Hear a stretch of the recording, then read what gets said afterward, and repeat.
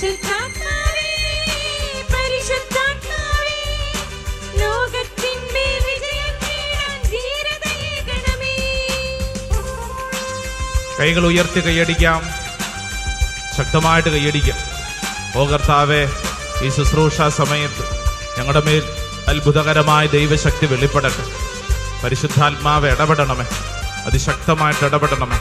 ആഗ്രഹിക്കണം, പ്രാർത്ഥിക്കണം.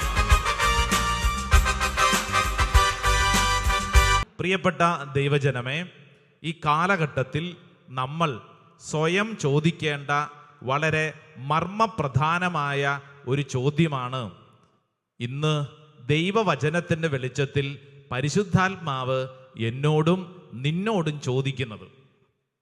ചോദ്യം പഴയ നിയമത്തിലെ തോബിത്തിൻ്റെ പുസ്തകത്തിൽ നിന്നാണ്.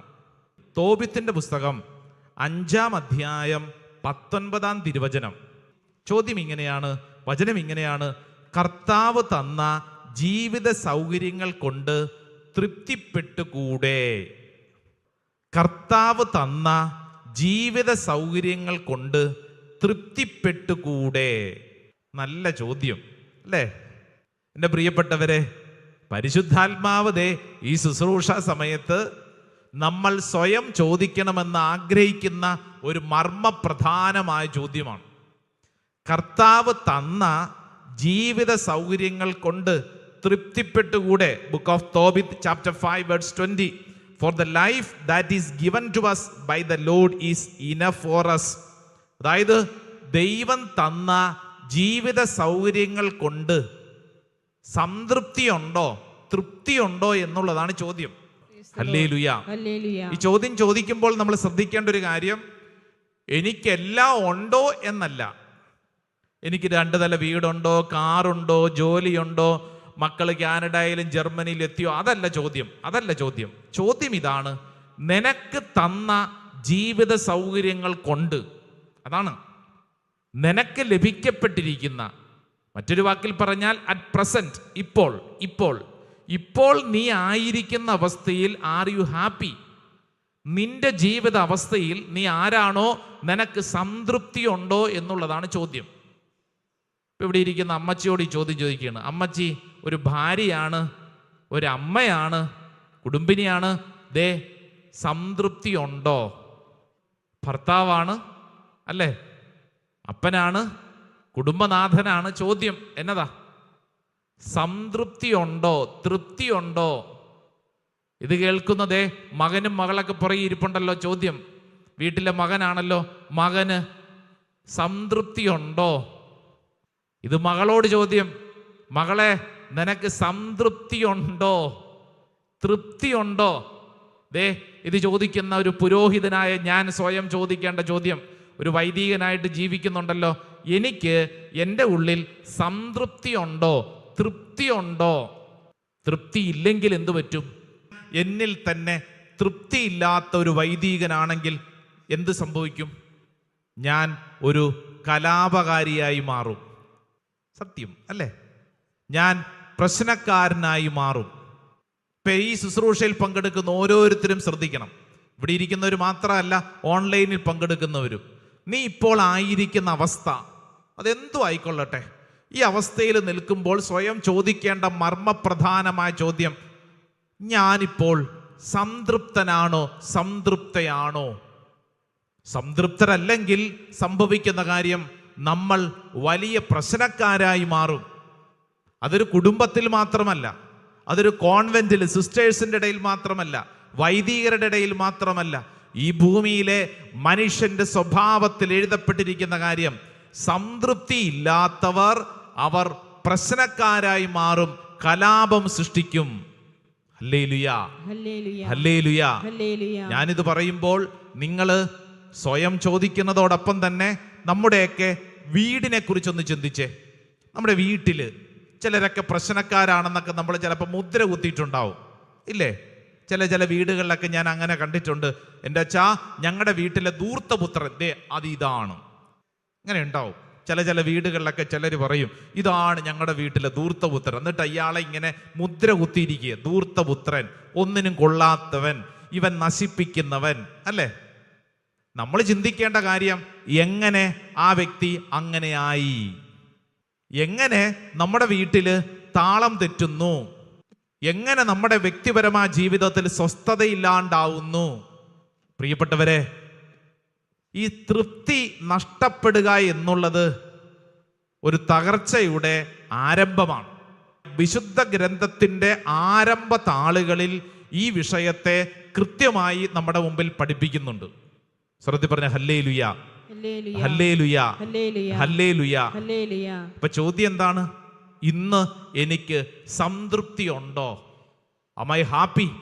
ഞാൻ ഇന്ന് സന്തോഷമുള്ള വ്യക്തിയാണോ? എൻ്റെ വീട്ടിൽ എനിക്ക് തൃപ്തിയുണ്ടോ? എന്താണ് എൻ്റെ അവസ്ഥ? നമുക്കറിയാം, ഉൽപ്പത്തി പുസ്തകം എഴുതപ്പെട്ടിരിക്കുന്നത് നിശ്ചയമായിട്ടും ഒരു പ്രധാനപ്പെട്ട ചോദ്യത്തിനുള്ള ഉത്തരമായിട്ടാണ്. എന്തുകൊണ്ടാണ് മനുഷ്യൻ പാപം ചെയ്യുന്നത് എന്നുള്ള വളരെ അടിസ്ഥാനമായിട്ടുള്ള ഒരു ചോദ്യത്തിൻ്റെ ഉത്തരമാണ് ഉൽപ്പത്തി പുസ്തകത്തിൽ ആദത്തെയും ഹൗവായെയും കുറിച്ച് പഠിപ്പിച്ചിരിക്കുന്നത്. ആദവും ഹൗവായും അല്ലല്ലോ ഇത് എഴുതിയിരിക്കുന്നത്, മറിച്ച് ഈ ഒരു ചോദ്യം, എങ്ങനെയാണ് ഒരു മനുഷ്യൻ പാപം ചെയ്യുന്നത് എന്നുള്ള ഒരു ചോദ്യത്തിൻ്റെ ഉത്തരമാണ് വിശുദ്ധ ഗ്രന്ഥത്തിൽ ആദവും ഹൗവായും നമ്മുടെ മുമ്പിൽ എഴുതി കാണിക്കുന്നത്. ഹൗവ പഴം ഭക്ഷിച്ചു, അല്ലേ? ആര് പറഞ്ഞിട്ട്? സാത്താൻ പറഞ്ഞു, അല്ലെ? സർപ്പത്തിന്റെ പ്രലോഭനത്തിൽ ഹൗവ വീണു. ഈ ഹൗവായ്ക്ക് കഴിക്കാൻ ഒന്നുമില്ലാഞ്ഞിട്ടാണോ ഈ പഴം പോയി ഭക്ഷിച്ചത്? ആണോ? അതായത് ഹൗവായ്ക്ക് ഒന്നും കഴിക്കാനില്ല, വിശപ്പോട് വിശപ്പ്, ഒന്നും കഴിക്കാനില്ലാഞ്ഞിട്ടാണോ ഹൗവ പോയി ആ മരത്തിൽ നിന്ന് പറിച്ച് ഭക്ഷിച്ചത്? ആണോ? ഉൽപ്പത്തി പുസ്തകം വായിച്ചാൽ 2-ാം അധ്യായം 9-ാം തിരുവചനത്തിലൊക്കെ എഴുതി വെച്ചിട്ടുണ്ടല്ലേ, ഒരായുസിൽ തിന്നാലും തിന്നാലും തീരാത്തത്ര, ഒരായുസിൽ കണ്ടാലും തീരാത്തത്ര വിഭവങ്ങൾ ഒരുക്കപ്പെട്ട ഏതേൻ തോട്ടം അതിനു മാത്രം ഉണ്ടെന്ന് എന്ന് പറഞ്ഞു കഴിഞ്ഞാൽ അപ്പം അർത്ഥം എന്താ? ഇല്ലാഞ്ഞിട്ടല്ല. ഉണ്ടോ? ഉണ്ടല്ലോ, ഇഷ്ടം പോലെ ഉണ്ട്. ഏതേൻ തോട്ടത്തിൽ മുഴുവൻ അവർക്കുള്ളതാണ്. ഒരൊറ്റ മരത്തിൻ്റെ പഴമൊഴിച്ച് ബാക്കി എല്ലാം ഭക്ഷിക്കാം. ഇല്ലാഞ്ഞിട്ടല്ല, അല്ലേ? അവർക്കുണ്ട്. പിന്നെ എന്തുകൊണ്ടാണ് ഈ ഹൗവ സർപ്പത്തിന്റെ വലയിൽ വീണത്? സർപ്പം ഹൗവായോട് പറഞ്ഞു കൊടുത്ത ചില കാര്യങ്ങളിൽ ഒരു പ്രധാനപ്പെട്ട കാര്യം എന്നാന്നറിയാവോ? ഇത് ഭക്ഷിച്ചാൽ നീ ആരെ പോലെയാകും?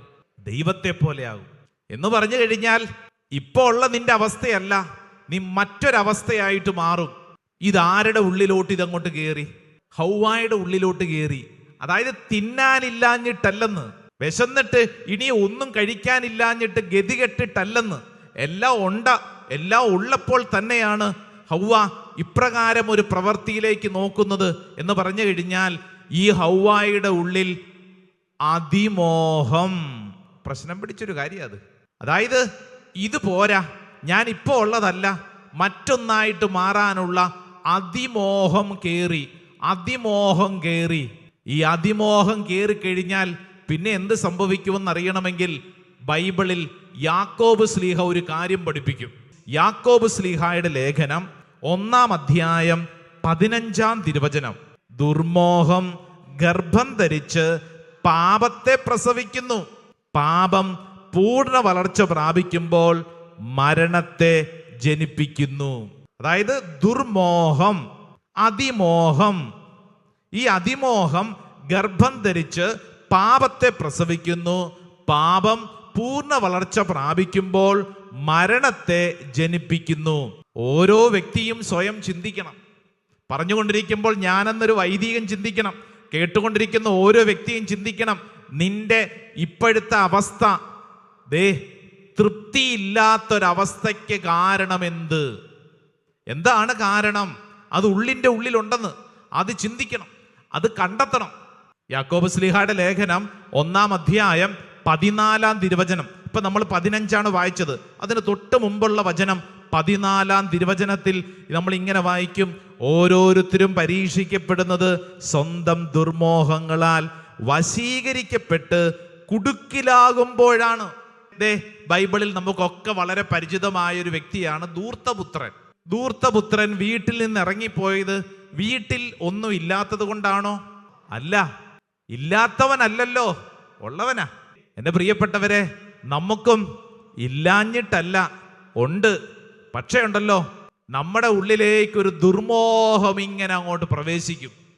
ഈ ദുർമോഹം പ്രവേശിച്ചു കഴിഞ്ഞാൽ സംഭവിക്കുന്ന കാര്യം, പിന്നെ നമ്മുടെ ഉള്ളിൽ ഈ ദുർമോഹത്തിൻ്റെ പ്രവർത്തികളാണ് അത് പാപത്തെ ജനിപ്പിക്കുന്നു. പാപം പിന്നീടത് മരണത്തെ ജനിപ്പിക്കുന്നു. അതായത് ഉള്ള കാര്യത്തിൽ ആയിരിക്കുന്ന അവസ്ഥയിൽ ഒട്ടും സംതൃപ്തി ഇല്ലാത്തൊരവസ്ഥ. ഓ ദൈവമേ, എൻ്റെ പരാതികൾ മുഴുവൻ ദൈവസന്നിധിയിൽ സമർപ്പിക്കുന്നു. മറ്റുള്ളവരെ വെച്ച് താരതമ്യം ചെയ്യുന്ന ഒരവസ്ഥയുണ്ടാവും. ആയിരിക്കുന്ന അവസ്ഥയിൽ തൃപ്തിയില്ല, അതിങ്ങനെ താരതമ്യം ചെയ്യുന്നുണ്ടാവും. ഞാൻ ഇങ്ങനെ ആയിപ്പോയല്ലോ, എൻ്റെ ജീവിതം ഇങ്ങനെ ആയല്ലോ, ഇനി ഞാൻ നശിച്ചു എന്നൊക്കെ ചിന്തിക്കുന്നുണ്ടാവും. അത് തെറ്റായ ജീവിത രീതികളാണ്. 2 കരങ്ങൾ സ്വർഗത്തിലേക്ക് ഉയർത്തിപ്പിടിച്ചോ. നീ ആയിരിക്കുന്ന ഈ അവസ്ഥയിൽ ദൈവത്തിന് മുമ്പിൽ നീ വിളിച്ചു പ്രാർത്ഥിക്കണം. ദൈവം നിന്റെ കൂടെയുണ്ട്. നീ ആയിരിക്കുന്ന അവസ്ഥയിൽ സന്തോഷിക്കാൻ, തൃപ്തിപ്പെടാനുള്ള വലിയൊരു കൃപ. ഇസ്രായേൽ ജനത്തിന്റെ വലിയ മാരകമായ പാപമായിരുന്നു അവർ പിറുപിറുത്തു. ദൈവമേ, എൻ്റെ പിറുപിറുക്കുന്ന സ്വഭാവം, എൻ്റെ ഉള്ളിലുള്ള അതിമോഹത്തിന്റെ, ദുരാഗ്രഹത്തിന്റെ സ്വഭാവ രീതികളെ മുഴുവൻ ഞാൻ സമർപ്പിക്കുന്നു. 2 കരങ്ങൾ സ്വർഗത്തിലേക്ക് ഉയർത്തി എല്ലാവരും കണ്ണുകളടച്ച് ഒരു നിമിഷം ദൈവസന്നിധിയിൽ സമർപ്പിച്ച് പ്രാർത്ഥിക്കുക. എൻ്റെ ദൈവമേ, ഇതാ എൻ്റെ ജീവിതത്തെ ഞാൻ സമർപ്പിക്കുന്നു. എൻ്റെ ഉള്ളിലുള്ള എല്ലാ പാപത്തിൻ്റെ അതിമോഹങ്ങളെ ഞാൻ സമർപ്പിച്ച് പ്രാർത്ഥിക്കുന്നു. ദൈവമേ, ആയിരിക്കുന്ന അവസ്ഥയിൽ സംതൃപ്തിയോടെ ജീവിക്കാൻ എനിക്ക് ശക്തി വേണം. ഓ ദൈവത്തിൻ്റെ ആത്മാവേ, എന്നിൽ ഭരിക്കണം. കരങ്ങൾ ഉയർത്തി, സ്വരമുയർത്തി എല്ലാവരും ഈശോയെന്ന് വിളിച്ചൊന്ന് പ്രാർത്ഥിക്കട്ടെ. സ്തുതിക്കട്ടെ, സ്തുതിക്കട്ടെ, സ്തുതിക്കട്ടെ. പോരാ പോരാ പോരാ പോരാ. നാവ് തുറന്ന്, ഹൃദയം തുറന്ന് സ്തുതിക്കട്ടെ. ഓ ദൈവത്തിന്റെ ആത്മാവേ, ഇതാ പ്രാർത്ഥിക്കുന്ന ഓരോ വ്യക്തിയുടെ മേൽ ദൈവികമായ ശക്തി വെളിപ്പെടട്ടെ. ഒരു ദൈവിക ശക്തിയാൽ നിറയപ്പെടട്ടെ. തടസ്സങ്ങൾ മാറട്ടെ. അതിമോഹത്തിന്റെ, ദുരാഗ്രഹത്തിന്റെ എല്ലാ തിന്മയുടെ മേൽ ദൈവത്തിന്റെ ആത്മാവ് ഇപ്പോൾ തന്നെ വെളിപ്പെടട്ടെ. ഒരു പുതിയ ശക്തി ദൈവജനത്തിലേക്ക് വെളിപ്പെടട്ടെ. പിതാവിന്റെയും പുത്രന്റെയും പരിശുദ്ധാത്മാവിന്റെ നാമത്തിൽ ദൈവജനത്തിലേക്ക് വെളിപ്പെടട്ടെ. ആരാധന, ആരാധന, ആരാധന, ആരാധന, ആരാധന. എൻ ദേശമുണർന്ന